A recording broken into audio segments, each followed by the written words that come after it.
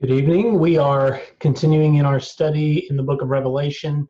Tonight we are going to cover chapters 8 and 9 and pick up where we left off a couple of weeks ago in chapter 7.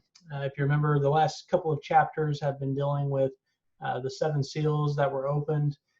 In some ways, we'll have some kind of overlap with that in chapter 8 and 9. And even in 10, we get to the last of the seven trumpets that will be described in chapter 8 and 9.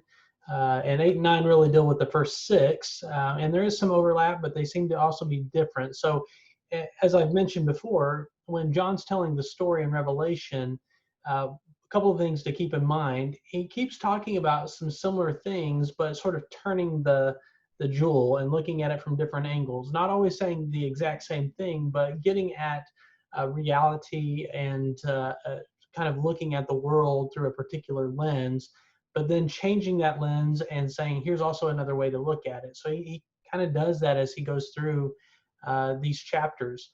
And so we're going to see some similar language, some more imagery that is really fantastic and in some ways gruesome. And it's hard to understand all of it. It's a little bit frightening in the way that it's portrayed. But keep in mind what John is ultimately doing in the entirety of the book of Revelation. He is talking about God's judgment. He's also talking about the way that God's judgment is bringing about new life and new creation, and that even in the midst of things that are harsh or difficult or frightening, that ultimately what God is doing is not just simply punitive, but restorative, that God is bringing about a judgment, a righting of the world. And so some of this is, again, confusing and difficult to understand, but we'll try to make some sense of it as we go along. So chapter 8, in reading, starting in verse 1, it says, "When the Lamb opened the seventh seal, there was silence in heaven for about half an hour. And I saw the seven angels who stand before God, and seven trumpets were given to them. Another angel with a golden censer came and stood at the altar, and he was given a quantity of incense to offer with the prayers of all the saints on the golden altar that is before the throne. And the smoke of the incense with the prayers of the saints rose before God from the hand of the angel. And then the angel took the censer and filled it with fire from the altar and threw it on the earth. And there were peals of thunder, rumblings, flashes of lightning, and an earthquake. Now, the seven angels who had the seven trumpets made ready to blow them. The first angel blew his trumpet, and there came hail and fire mixed with blood, and they were hurled to the earth, and a third of the earth was burned up, and a third of the trees were burned up, and all the green grass was burned up. The second angel blew his trumpet, and something like a great mountain burning with fire was thrown into the sea. A third of the sea became blood, a third of the living creatures in the sea died, and a third of the ships were destroyed. The third angel blew his trumpet, and a great star fell from heaven, blazing like a torch, and it fell on a third of the rivers and on the springs of water. The name of the star is Wormwood. And a third of the waters became wormwood, and many died from the water because it was made bitter. The fourth angel blew his trumpet, and a third of the sun was struck, and a third of the moon, and a third of the stars, so that a third of their light was darkened, and a third of the day kept from shining, and likewise the night. Then I looked, and I heard an eagle crying with a loud voice as it flew in heaven, 'Woe, woe, woe to the inhabitants of the earth, at the blast of the other trumpets that the three angels are about to blow.' And the fifth angel blew his trumpet, and I saw a star that had fallen from heaven to earth, and he was given the key to the shaft of the bottomless pit. He opened the shaft of the bottomless pit, and from the shaft rose smoke like the smoke of a great furnace, and the sun and the air were darkened with the smoke from the shaft. Then from the smoke came locusts on the earth, and they were given authority, like the authority of the scorpions of the earth. They were told not to damage the grass of the earth or any green growth or any tree, but only those people who did not have the seal of God on their foreheads. They were allowed to torture them for 5 months, but not to kill them, and their torture was like the torture of a scorpion when it stings someone.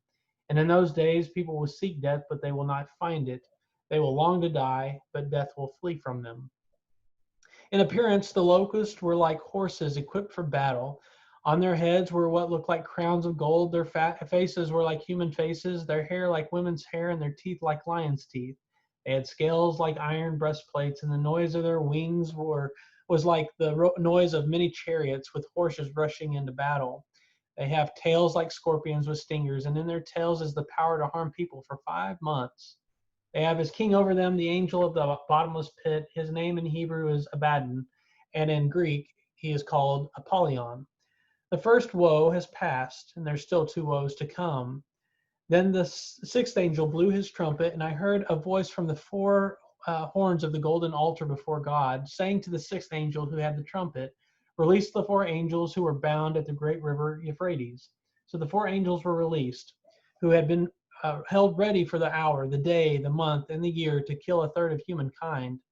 The number of the troops of cavalry was 200 million, and I heard their number. And this was how I saw the horses in my vision. The riders wore breastplates the color of fire and of sapphire and of sulfur. And the heads of the horses were like the lion's head, and fire and smoke and sulfur came out of their mouths. By these 3 plagues, a third of the humanity was killed by the fire and smoke and sulfur coming out of their mouths. For the power of the horses is in their mouths and in their tails, and their tails are like serpents, having heads, and with them they inflict harm. The rest of humankind, who were not killed by these plagues, did not repent of the works of their hands, or give up worshiping demons and idols of gold and silver and bronze and stone and wood, which cannot see or hear or walk. And they did not repent of their murders, or their sorceries, or their fornications, or their thefts. And this is the word of the Lord. Thanks be to God. Well, as we again continue in Revelation and looking at chapter 8, we see again in the throne room 7 trumpets that are handed to 7 angels standing before God. And the trumpets are representative of kind of a warning, something like maybe an air raid siren that's going off and warning of impending doom or destruction or judgment. In other words, prepare yourself, get ready. And so these 7 trumpets are announcing these woes, these 7 woes that are coming. The one that happens initially, the first one, is hail and fire mixed with blood and hurled to the earth. And if you remember the story of Exodus, hail comes in one of the plagues, or one of the signs, the great signs that God gives to Pharaoh to let God's people go.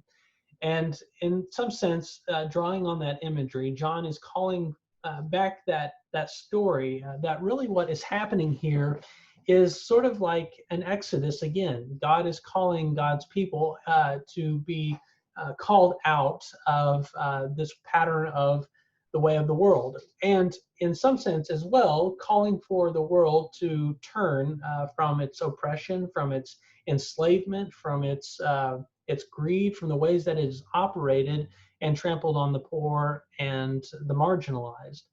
So here we have this same kind of imagery, that what is happening in this is not just simply judgment, punishment, but it is also a sort of a call to turn, a call to recognize that their patterns of life have become quite destructive, not only for them, but also for those who are the most vulnerable in society and in the world.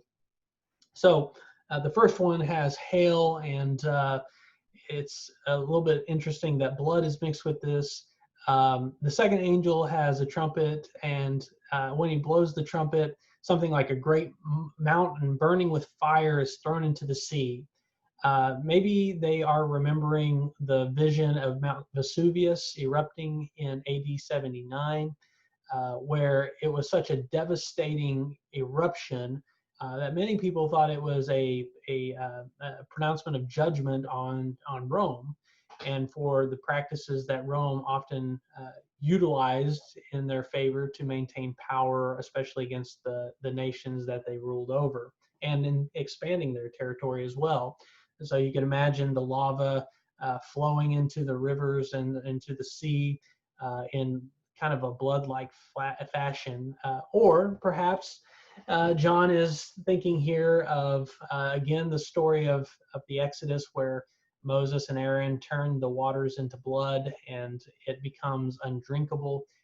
Either way, there's this great cataclysmic event that happens, like an eruption, a great mountain burning with fire thrown into the sea, and the sea becomes blood, living creatures die, and a third of the ships are destroyed. So not only is creation impacted, but even commerce. So the economic world is devastated by this.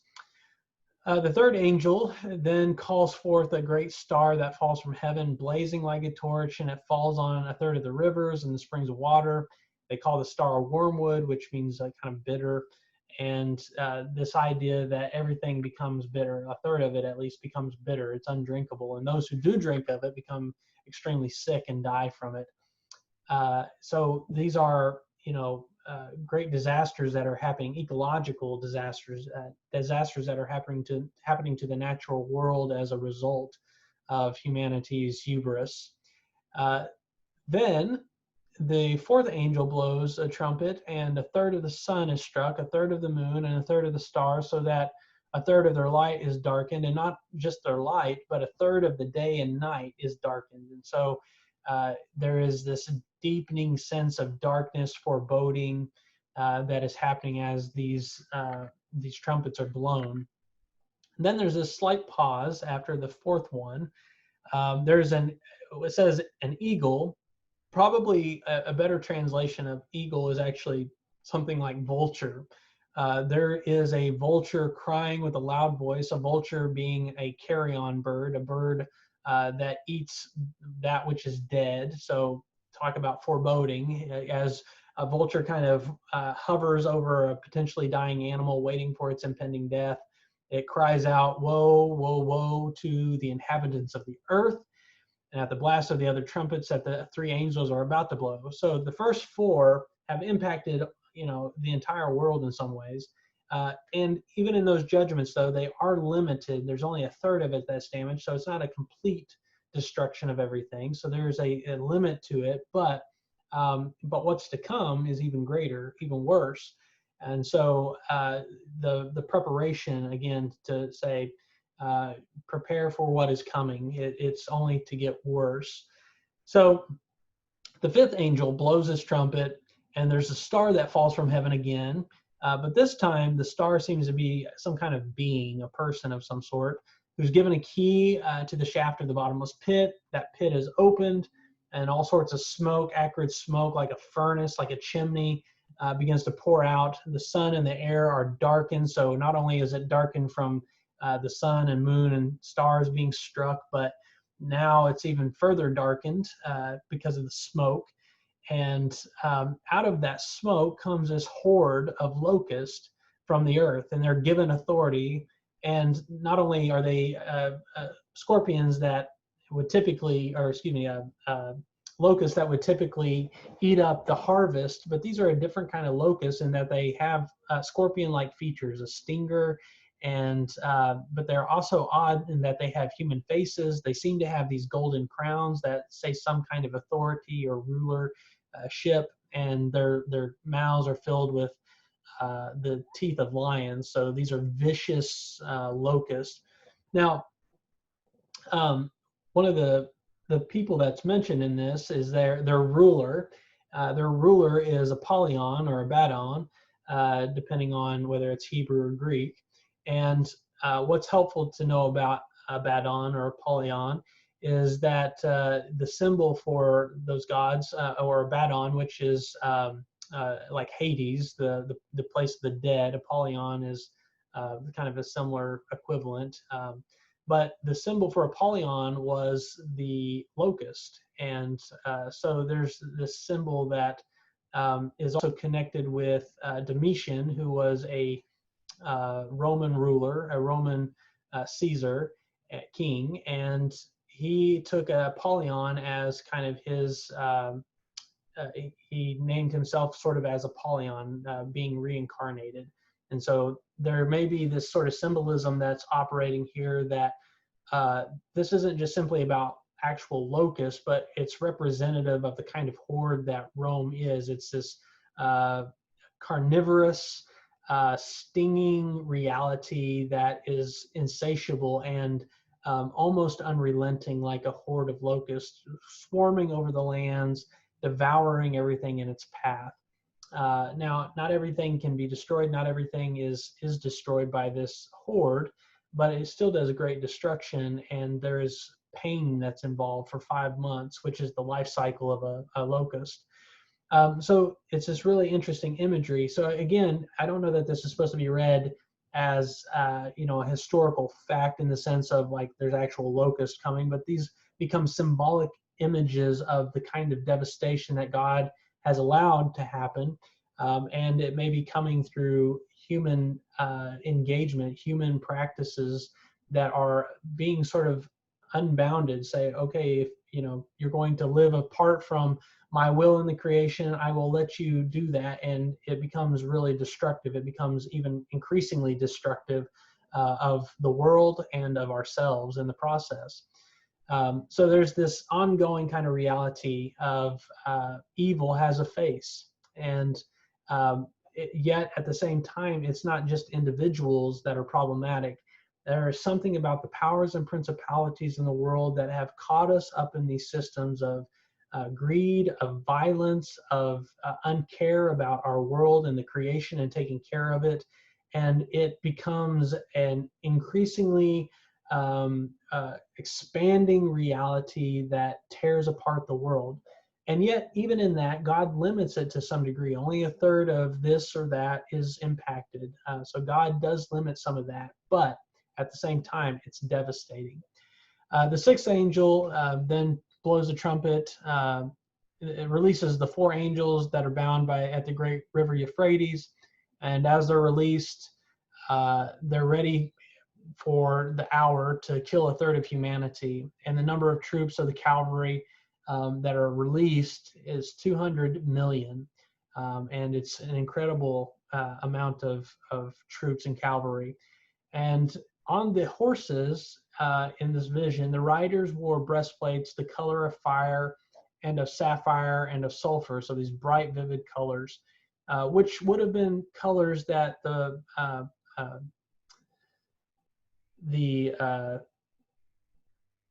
group from Parthens, the Parthenians, would have utilized in their battle gear.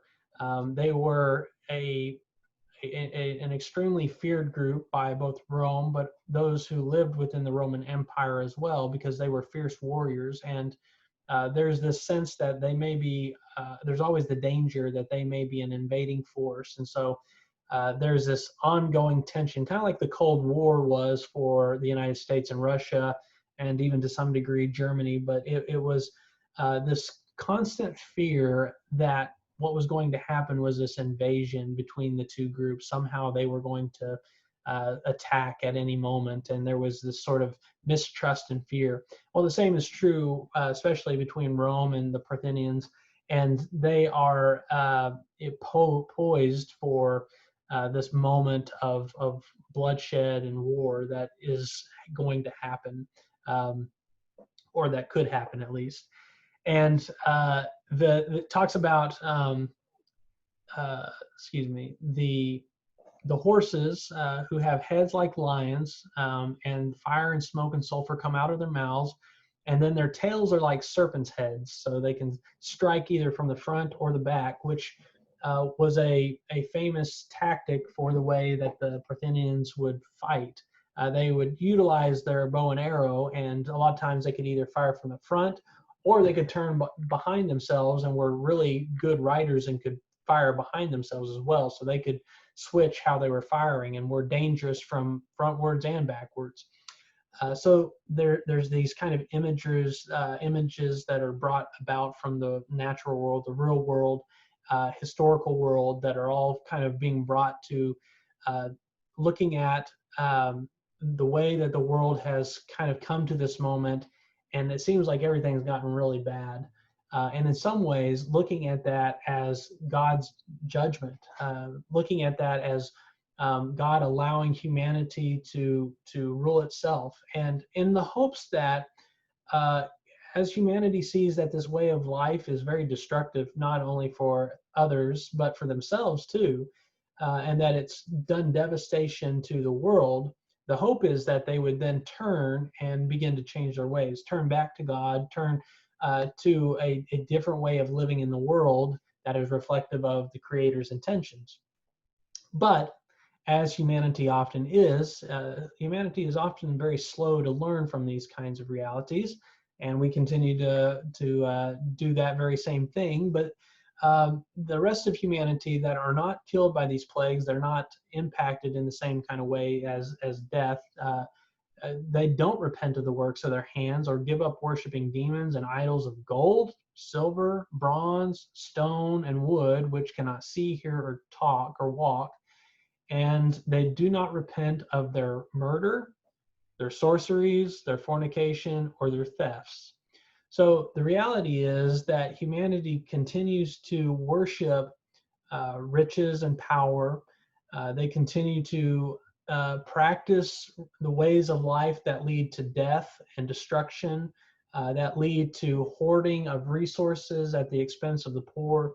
In other words, their lives as community are unsustainable because those who do not have enough find themselves having less and less, and those who have more continue to hoard the resources that are needed for everybody.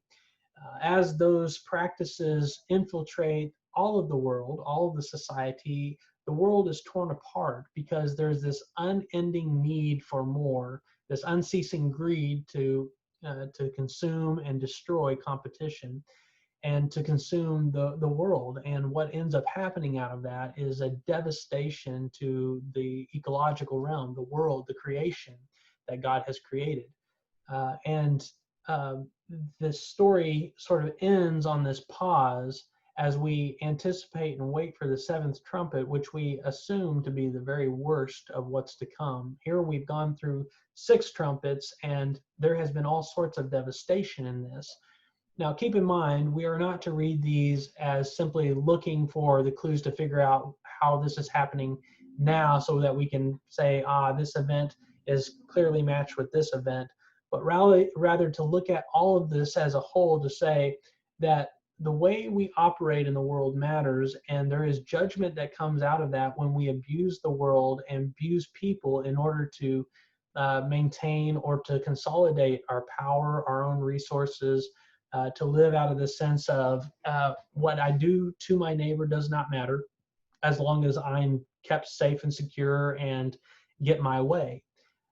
And the reality of living in opposition to the shalom, the well-being that God designs for humanity to live in, as this mutual giving of one another to one another for the sake of the other, for service to one another, for laying down one's life, for creating places of peacemaking where enemies become neighbors, neighbors become friends, and friends become family. That this is the trajectory of what God intends rather than utilizing creation for our own ends and means. When we live in this kind of way that God has designed us to live, things become fruitful and life-giving. When we turn from that, judgment follows, not because God is just simply trying to zap us, but because when we begin to violate the creation and do things that it wasn't intended to do, it begins to react and break down, and the ripples of violence spill out into our communities and across the world. And so we should read this carefully and thoughtfully and prayerfully and say, Lord, how do I as an individual and how do we as a community, as a church, as a society live in ways that are destructive to each other and to the creation? And how are you calling us to be those who begin to change that where we're at, that we begin to live in alternative ways, and that we are serving as salt and light in the world, so that we are servants to and in the creation, and that we bring about healing in our relationships with each other and in our relationship with the created order. And so I would invite us to begin that kind of practice of prayer as we are thinking through and reading this. Maybe read through this passage again and think about what are these things that are being impacted in the world and how am I impacting this both positively and negatively? And how do I begin to change those things that I identify as negative, or both personally and in our society? How do I begin to change those realities so that they are more reflective of good stewardship and love of God, neighbor, and creation? Well, I hope that you have a blessed rest of the evening. May God bless you and keep you.